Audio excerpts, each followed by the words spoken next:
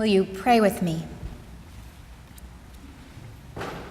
May the words of my mouth and the meditations of all of our hearts hold something of your word, God.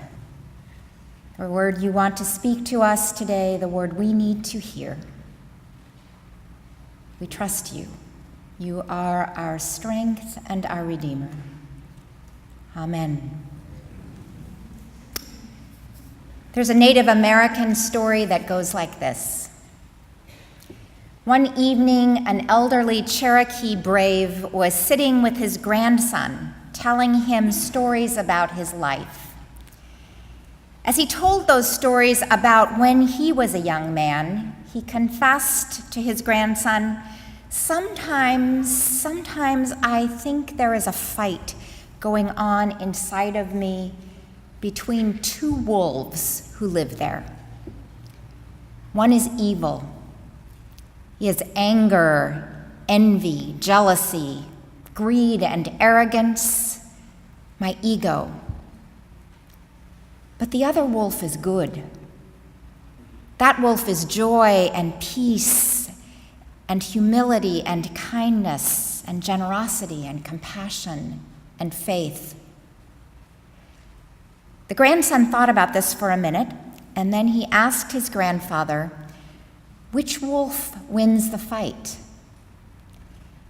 And his grandfather replied, the one I feed the most. There is great truth in that story, I think. I think we all have battles, wrestling matches, going on inside of us much of the time. A battle between the kind, generous, selfless, disciplined self that we want to be and want other people to see in us, and that other person that lives inside of us, the one that shows up with judgment or a lack of self-control or anger or resentment just below the surface. If we are normal, this battle is going on all the time. And if we are paying very close attention, we can see it. My own internal battle was raging this last week. I had coffee with someone who was part of a work situation that I left some years ago because I felt that I had not been treated fairly.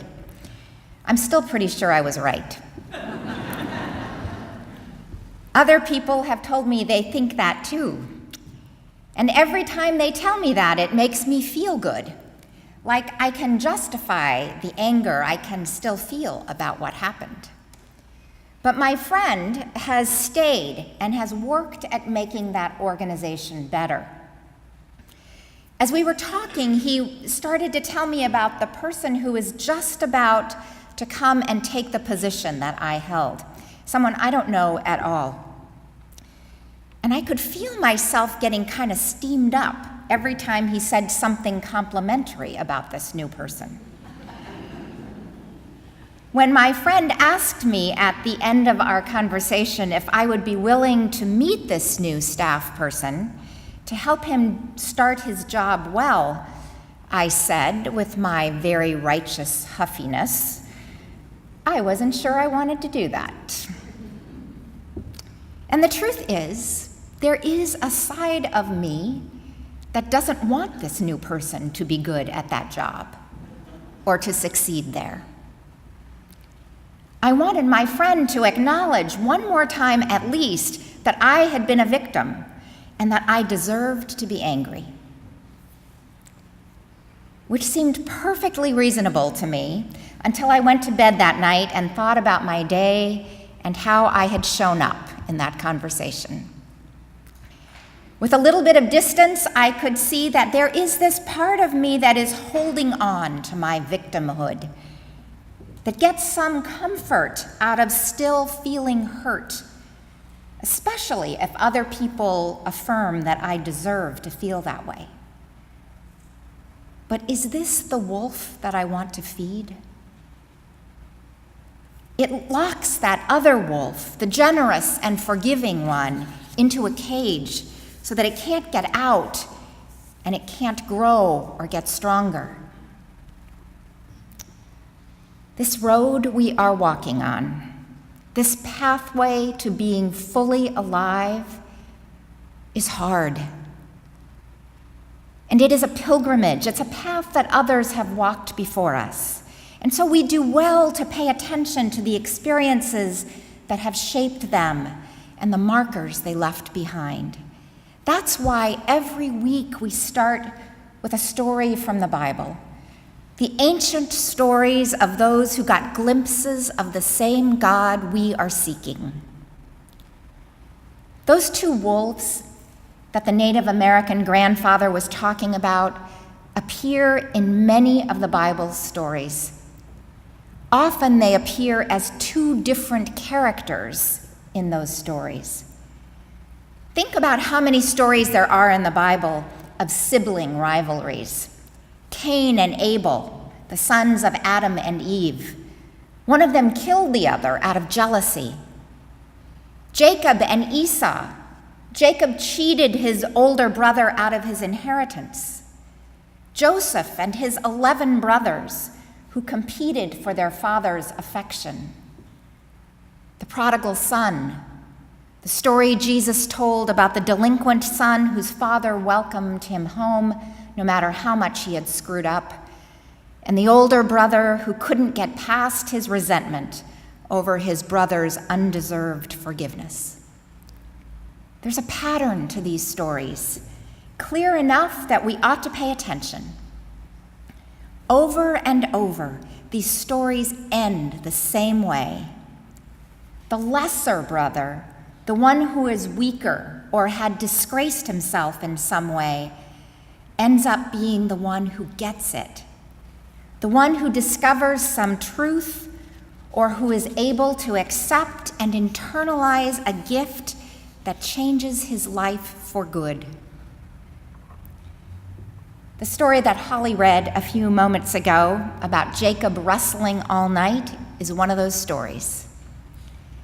In the middle of all the shorthand, sketchy stories that are in the Bible, where we have to fill in the details for ourselves, this story has one scene that gets stretched out in slow motion, so that we can see the inside of the transformation process. Pay attention, it says. And that's what I want to do this morning. Jacob has been out of the country, out of his home country for years. As Daleen reminded the children this morning, he left because he had no choice. If he hadn't, his older brother Esau would have killed him for lying to their father on his deathbed and cheating Esau out of his inheritance. Jacob left as a young man. He is returning in middle age. In between, he has used his natural abilities, his cleverness, his wit, his strategic thinking to accumulate the things he wanted. Jacob practiced never letting anyone else get the better of him. He always had the quick answer, the clever way to maneuver around other people. But there was a cost to living that way. There's a sort of shame in knowing that all those people you've gotten ahead of think less of you for the ways you pushed them aside. Always, although it was buried deeply, there was another side of Jacob, a voice inside of him that knew a different morality, that the highest good includes goodness toward others, even while you're pursuing what is good for you. Jacob had lived with these two sides of himself for a long time. Now he wanted to return home, maybe out of a longing to finally become his better self. At the moment this scene opens, Jacob is almost home. He is just across the river from the land where his brother Esau still lives. And the night before, Jacob had sent messengers to Esau to announce his arrival. He also sent gifts, animals, slaves, food, blankets, anything that might appease the anger that Esau might have held on to for these 20 years. This is a clue to us as hearers of this story that Jacob is still living out of that wary, self-promoting self. If he can manipulate his brother into peace, maybe he won't have to face the anger that he deserved. A message came back. Esau was on his way to meet Jacob, and he was bringing 400 of his best friends with him. Jacob didn't know what this meant, and he was afraid. So he sent everyone else, his wives, his children, all his potential defenders, ahead to a safe place, and he stayed alone to face whatever it was that was in front of him. Of course, Jacob couldn't sleep. There were 100 demons haunting him. And out of nowhere appears, the writer of Genesis says, a man. And this man wrestles with Jacob until daybreak. Back and forth they struggle. At some moments it seems that Jacob will win, and then there's a reversal, and the other has Jacob pinned to the ground. Neither will let go, neither will give up. Jacob's hip is injured, and still he will not stop fighting. I will not let go until you bless me, Jacob says to the stronger man. Jacob has not changed. Like always, he has to win. Now, there have been whole treatises written on who this stranger might have been, this man that Jacob wrestled with. Was it the ghost of his brother Esau? A way for both brothers to work out their aggressions before they came together in the flesh? Was it God that Jacob was fighting? Or maybe it was the two Jacobs fighting each other, the one ready to justify himself against anything Esau might say to him, and the Jacob who would ask for forgiveness. Finally, as the night ends, the battle ends, although there is no clear winner. As the sky begins to get light, the two men stand up. Both are bruised. Jacob will walk with a limp for the rest of his life. But he is also blessed. Blessed with a new name that means God has struggled with me. I have struggled with God. The next day, Jacob and Esau meet. Jacob is startled, shocked really, to find that his brother has come with forgiveness. Perhaps this too, his brother's surprising grace, calls out of Jacob that last bit of the wolf that always lived in hiding before. To see your face, Jacob says to Esau, is like seeing the face of God.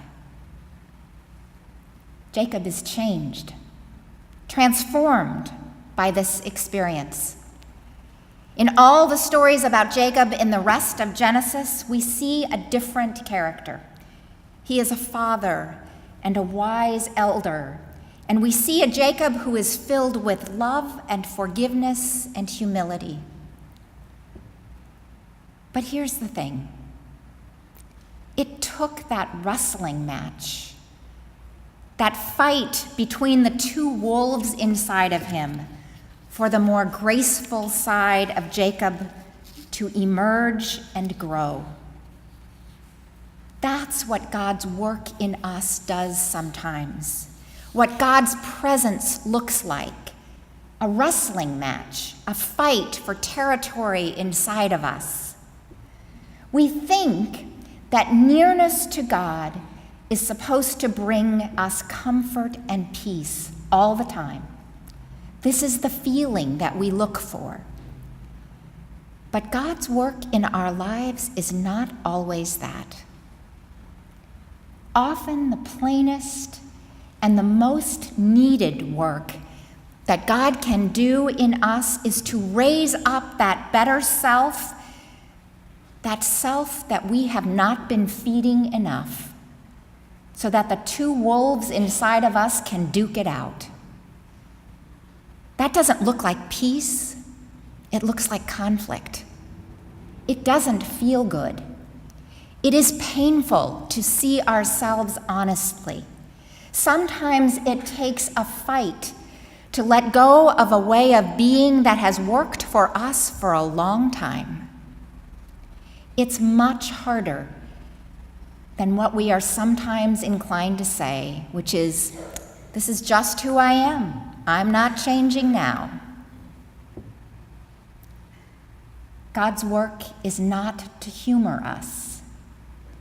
It's to reshape us into more beautiful, more generous, more loving versions of ourselves. If that feels like a battle inside of us, we ought to welcome it. And until then, we ought to be feeding the wolf we want to win. If it's a hard battle, it will hurt. It should. We might even walk with a limp for a while afterward. But Jacob's story is our story. In the struggle itself is the blessing that we have hoped for. Amen.